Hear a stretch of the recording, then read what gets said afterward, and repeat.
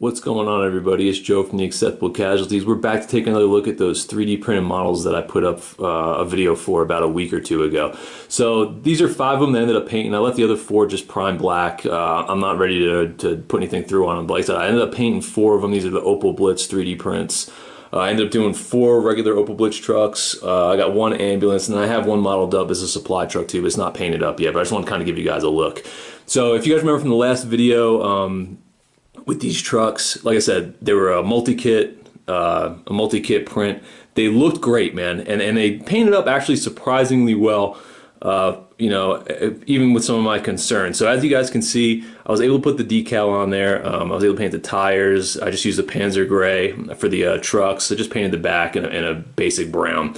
So the models themselves, I did, like, you know, like I said, the little license plate. The model themselves, like I said, they painted up well. They took paint really well. They assembled and stuck together really well. I mean, the putting it together wasn't that hard. Like I said, it was just it was a couple pieces.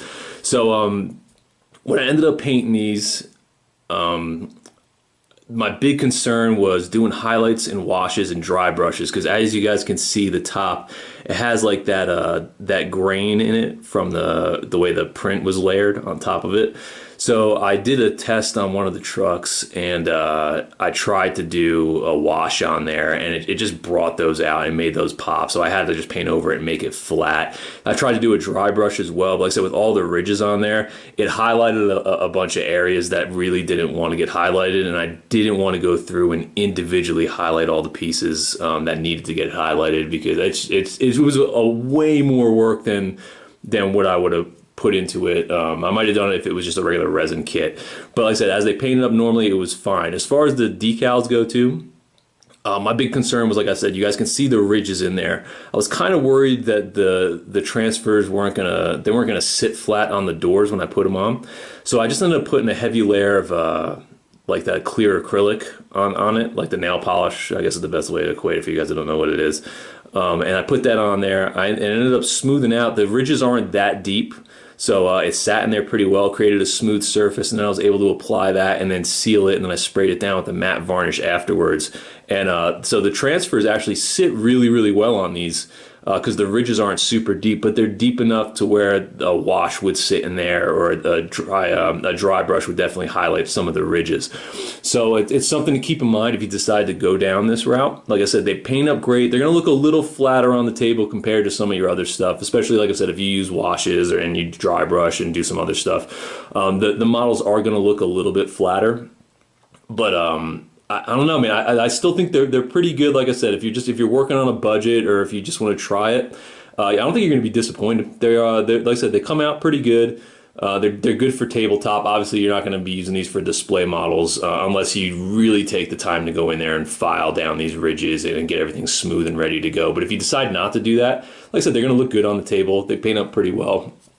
This is a little ambulance I threw together just because I'm going to need it for when I play battle group, so I just threw one of these together. I don't think it's actually historically correct. I just had the extra top, so I ended up throwing it on there, painting it white, and that's just what I did with it.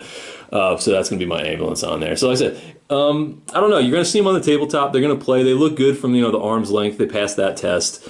Just some things to keep in mind. I wanted to put this out there just so you guys can see, you know, from start to finish what the models look like right off the printer, and then after they're painted up, so you guys can kind of get a better feel for what you'll be getting into if you decide to go this route with any of your models. I still recommend getting the resin or metal kits. They do look better. They do paint up a little bit better. But I don't know, man. 3D printing, it doesn't seem like it's that far away from being a consumer-based printer for a decent price and putting out a decent product. I don't think it's there yet. Maybe for some of the more professional printers, and like the business printers that you can go and order 3D prints from, they're up to par. But some of the stuff you can get at home, unless you're willing to drop a pretty decent amount of cash, it's just not there yet. But like I said, it's getting close.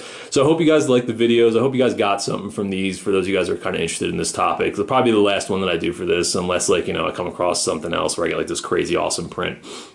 But this is probably gonna be the end of it for the 3D printing for the near future.